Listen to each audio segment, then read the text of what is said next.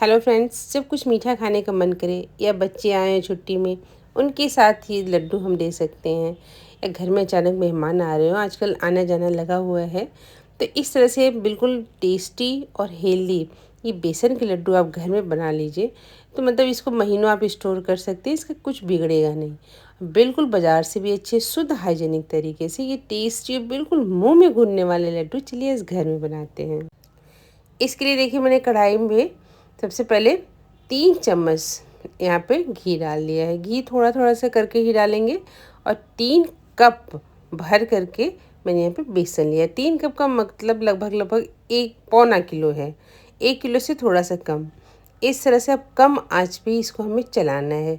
लड्डू बनाते इस टाइम बस थोड़ी सी पेशेंस की ज़रूरत होती है इसी स्टेप में, क्योंकि फ्रेंड्स अगर आप जैसे जल्दी से तेज़ आंच करके इसको पका लिए तो इसका थोड़ा सा जल्दी कलर तो हो जाएगा, लेकिन अंदर से ये कच्चा रहेगा। अब देखिए इतना मैंने घी डाला था, बिल्कुल इसने एब्जॉर्ब कर लिया है।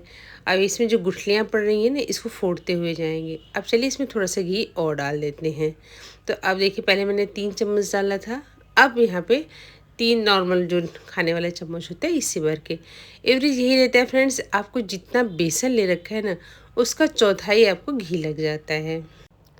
अब ये देखिए फ्रेंड्स, किसी बड़े चम्मच से इस तरह से जो इसमें गुठलियाँ बने, इसको आप ज़रूर से फोड़ते जाइएगा। कम आंच से भूनते हुए इस तरह से देखिए इसका कलर बिल्कुल चेंज होने लगा है। अब जब हमने डाला था और अब में कितना फ़र्क आ गया है, लेकिन ध्यान रखेंगे इसको अभी बहुत भूनना है। भूनने का कितना देर तक भूनना है ये भी मैं आपको ये वीडियो में आगे बताऊँगी।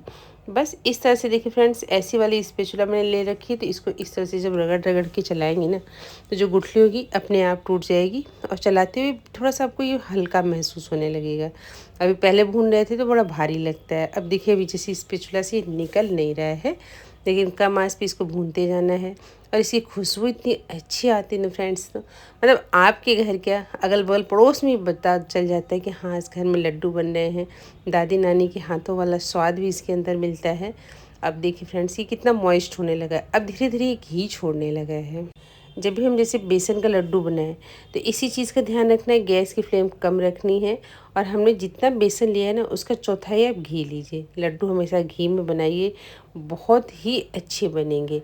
और बेसन के लिए अगर आप थोड़ा सा दानेदार वाला एक मतलब बेसन आता है ना लड्डू के लिए, वो ले लीजिए तो और ही अच्छा होता है। नहीं तो आपके पास जो बेसन पड़े हुए हैं, आप उससे भी लड्डू बनाएं, बहुत अच्छा बनेगा। अब आप देखिए कितना हल्का लगने लगा है, देख रहे हैं ना। और बहुत ही आसानी से ये मतलब स्पैचुला से अंदर बाहर होने लगेगा। इस तरह से देखिए बहुत लाइट वेट, चलाने में ही आपको एहसास हो जाएगा कि अब ये अच्छे से हो गया है। और ये देखिए इस तरह से मैं कर रही हूँ ना, ये देखिए बाहर आने लगा है। बिल्कुल ये मतलब स्मूथ हो गया है। बस इसी स्टेज तक हमको इसको भूनना है। 1-2 मिनट तक और भून लेंगे। अब यहाँ पे गैस, एक चीज़ को और हमें ध्यान रखना है फ्रेंड्स, गैस कम रखनी है। और जब अच्छे से हम इसको भून लेंगे, तो किसी बर्तन में या तो आप ट्रांसफ़र कर लीजिए, नहीं तो अगर आप उसी कढ़ाई में छोड़ते हैं तो बीच बीच में चलाते रहिए। क्योंकि मैंने लोहे की कढ़ाई ली है, थोड़ी सी मोटी तले की ही कढ़ाई लीजिएगा। अब थोड़ा ठंडा हो गया बेसन, बिल्कुल ठंडा नहीं, लेकिन थोड़ा सा जब ठंडा हो जाए, तो जितना बेसन लिया है ना, उसका आधा चीनी, नॉर्मल चीनी है, इसको मिक्सी जार में पीस दिया था। बस इसको इसके साथ मिक्स कर लेते हैं। देखिए बहुत बेसिक से 2 से 3 चीज़ों के साथ ये टेस्टी लड्डू बन के तैयार होता है।